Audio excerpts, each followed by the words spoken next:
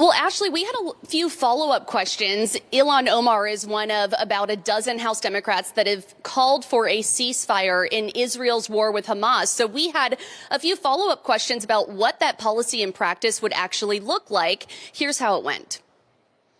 Hi, Congresswoman. You called for a ceasefire. Are you okay with Hamas terrorists continuing to exist? Do you think that Israel should just lay down their arms and not try to get the hostages out of Gaza? How can Israel have a ceasefire with terrorists whose entire mission is to wipe out their existence? Please, you're blocking the elevator. She's got. How can they have a ceasefire if they're trying to wipe out this crazy lady? Don't worry about it. Hey there, guys. Welcome to the channel. So here's where we're at. We're in a place where the Democratic Party is losing control of a part of their party that really has been a cancer. And we tried to tell them about it. We have been sounding the alarm for years, and they thought that they could use the cancer to consolidate power, to keep power, and to control. But it was using them the whole time. And this cancer is long ago metastasized, and I don't think it's stoppable. And I'll explain what I mean in just a moment. But before I do, guys, thanks to everyone that's been subscribing and leaving such great comments. Really appreciate all the support. And if you haven't already, please help us to grow. Like, comment, subscribe. Most importantly, share the channel. So what I'm talking about is, what we thought was a very, very small, radicalized faction of the Democratic Party. And they've basically been ignored by the more swampy, the more warmongering, power-hungry, special interest controlled, the real Democrats, But here's the thing. Like any disgusting infection, if you ignore it, it's going to grow. And if it gets bad enough, it could kill you. And this may be what is happening to their party. But, here's the question I have. If the media and basically every lever of propaganda can hold Trump to blame for every time someone like David Duke supported him, right? Or hold Ron DeSantis to some sort of account for every white supremacist rally or march in the entire gigantic state of Florida, how do we not hold the Democratic Party accountable and to blame every time they have a member that supports a terrorist organization, especially when the rest of them just say nothing? We condemn the slaughter of Palestinian children, of mothers, of fathers, of grandmothers, of grandfathers. Where is your humanity?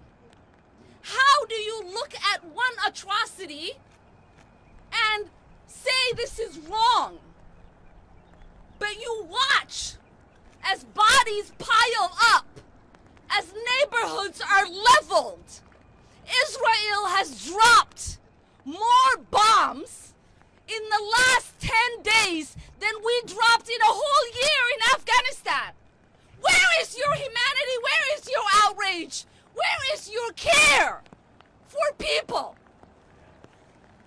How is it that we have a president who is talking about releasing hostages, who is talking about getting American citizens out of Israel, but could not get himself to say, I want to save and work to save the hundreds, thousands of Americans is stuck in Gaza?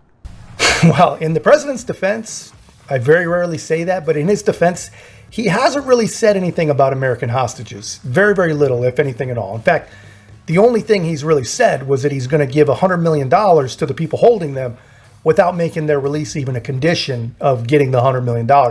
And even his own national security people are saying, yeah, it probably won't go to aid. The guys with the guns are probably going to take it. But anyway, that's a different video. That's a different topic. Here's what I really think, what I would really like to ask this Congresswoman.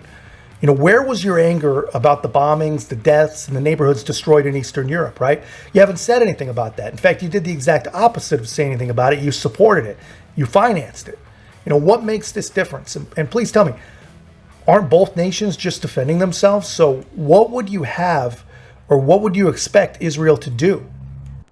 What is wrong with you? How is this possible? Wait, so is certain Americans' life important than another? Is the American that is living in Gaza less important than the one living in Israel? How is it that you're telling American citizens to go to the south of Gaza, but you can't tell Netanyahu not to bomb the south because there are Americans there. How is it that you are not condemning that Israel has bombed the crossing where humanitarian aid is supposed to get through Egypt, where we are asking our citizens to have safe passage? How? How is it that you continue to give lip service and hope for a negotiated humanitarian access when it's not happening? What is going on? How are we living this way? I want to say how insane and painful and scary it is.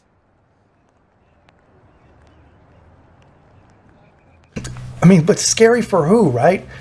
Do you think that it was scary for the entire families that were bound with their hands behind their back, watching each other be tortured and killed one by one? You know, you didn't really bring any passion when you heard about that, right? Why not? And what do you really suggest, right? You know, more of the same, more of the lives that these people you pretend to care about have to live under this basically autocratic control of a terrorist organization? You know, how is it that you want Israel to leave basically all that organization intact and funded and alone, right? How could you possibly want that? If you really cared about these people, wouldn't you completely support getting rid of Hamas? But you don't. And why not? Because I would think that you would. But anyway, guys, that's as much as I can possibly take of this faux outrage from this lady. In my personal opinion, she's a very, very evil person. I cannot believe that we have a person like this in the United States Congress. You should watch this full video. It's tough to watch, you know, but anyway, I thought you guys would like to see it. I thought you deserved to see it. Let me know your thoughts in the comments. And if you haven't already, please make sure to like, comment, subscribe. Most importantly, share the channel. We'll see you in the next one.